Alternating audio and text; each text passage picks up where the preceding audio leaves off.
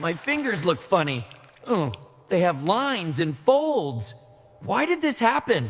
When you stay in water for a long time, your fingers get wrinkly. Some people think fingers soak water like a sponge, but that is not true. The real reason is your brain. Yes, your brain is very smart. Nerves send message to the brain. The brain sends message back. The brain tells blood vessels to shrink. The skin pulls inward. This makes lines and folds. That is why fingers wrinkle in water. But what? But why does the body do this? Wrinkles help you grip better. They help you hold wet things like soap or toys. Wrinkle fingers do not slip easily. They work like tire treads.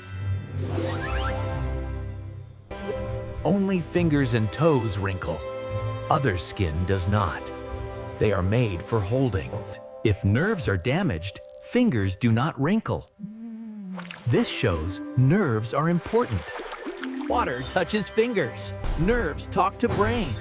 Blood vessels shrink. Wrinkles help grip. Your body is amazing. Keep asking why. See you next time.